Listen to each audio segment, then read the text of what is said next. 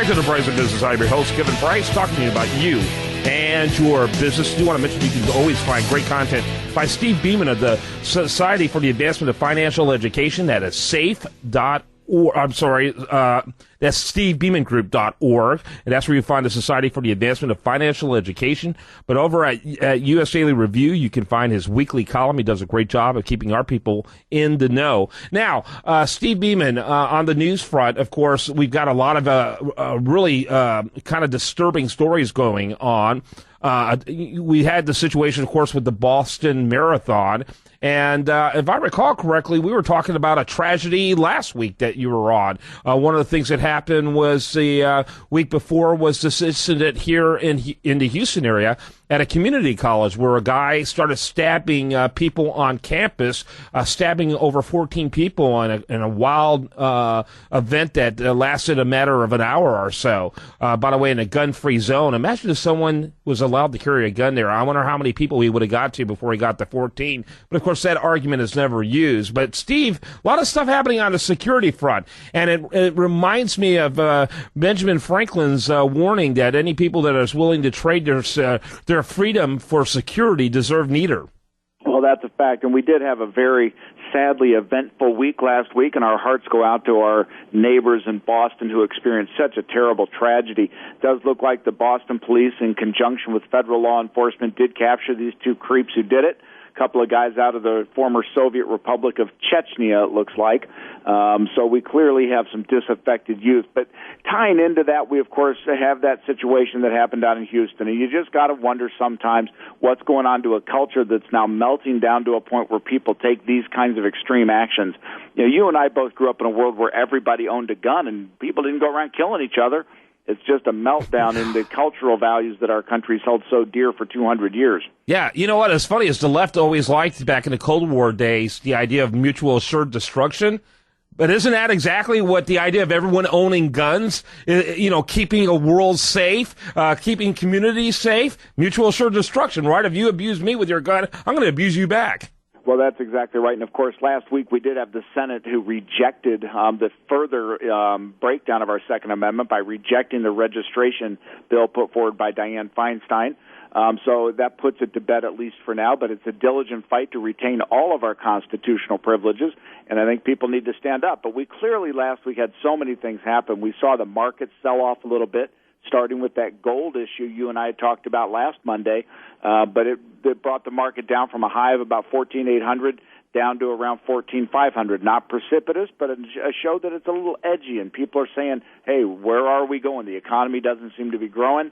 What's happening there? So a lot to talk about in our weekly insight pieces on that issue. Yeah, no question about it. Also, there's this rumor, I don't know if you've heard it or not, but there's a rumor that Apple's thinking about buying itself back, and going private. Have you heard anything about that? I have, and that's actually a common strategy in companies when you have an economy like this where they don't know what to do with their excess capital. There are no good merger candidates available to them. They believe that their stock is a good value, so they end up going back and reprivatizing almost. We've seen it time and time again, and this may be a situation where Apple says to the naysayers who say it's grown to its best days, you're not. We're still there, and we're going to take graphene and some of these new materials, super materials coming online, and we're going to build better and better product. Yep. And, people can't help but think that the role Sarbanes-Oxley plays in all this, where, the government makes C-level individuals feel like criminals for simply making mistakes. And companies the size of Apple are just as vulnerable as any other size company to make mistakes. Well, that's certainly true. You and I live in a small business world where we're directly accountable for our actions. But in some of these large companies, you get an executive vice president who may set a directive or try to execute on a plan that the company has established. And if someone below them does something criminal, they can be held accountable for that. And that's a frightening thing for a lot of these top executives. They are working in a world that says, I'd rather not do anything than risk being wrong. and that's not a way to build a productive economy. So I'd like to see some of those regulations lightened up on a little bit. Yeah, no question about it. It just simply doesn't make sense. So, also on the, on the front is incredible, thanks to the Boston Massacre, how the whole situation with North Korea disappeared rather quickly. We're not talking about that very much, but the situation remains just as dicey. And now they're saying that the terms are that if you want us to go to the table, you're going to have to lift the UN sanctions against us. It's like, really? Kevin, I am so glad you brought that up, and it's a reason I hope people tune into your program every day. The fact is, Korea did get a back chair last week because of the Boston situation, but it's still not, gone away. Kim Jong-un, whatever this young kid's name is, he's sitting there now saying we have to pull out of the peninsula in order for him to come to the table. Yeah. Well, that's not going to happen. And what you have is the risk of a young, inexperienced dictator who's trying to play in the big leagues. And if he doesn't, he may not back down on this out of pride, and that's a dangerous thing. So we still ought to be on a watch for North Korea, see what it's doing, and make sure that we're positioned to not get hurt if it goes hot. Yeah, no question about it. Talking again to Steve Beaman, and he's with the Society for the Advancement of Financial Education, and want to encourage you to learn more about that at stevebeamangroup.org. That's stevebeamangroup.org, and make sure you learn about that. What other news story did you notice this past week?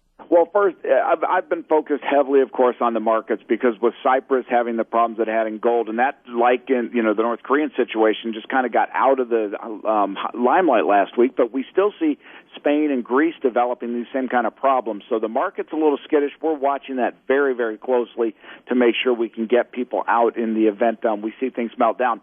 But I also wanted to make an apology to you, Kevin. I think sometimes it's hard for folks to remember the Society's web address. We did try to get safe.org, by the way. We just couldn't get it. So we are at societyforfinancialeducation.org, or to your point, they can go to stevebeamangroup.org. But, the big thing in the news, we watched the Korean situation, the gold situation, the security situation in America.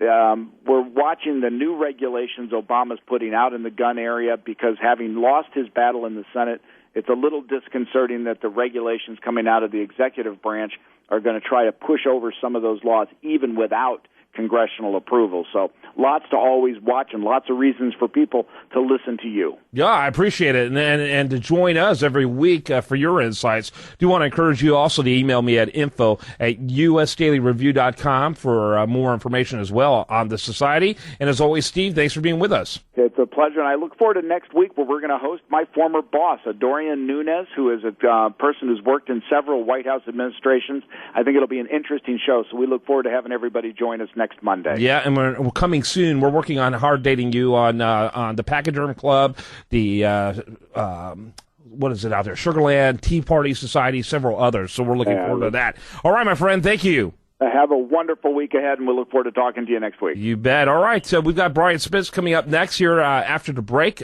Do want to remind you, though, that the show continues 24/7 at priceofbusiness.com. While you're there, like it on Facebook, follow it on Twitter. Howdy, how you?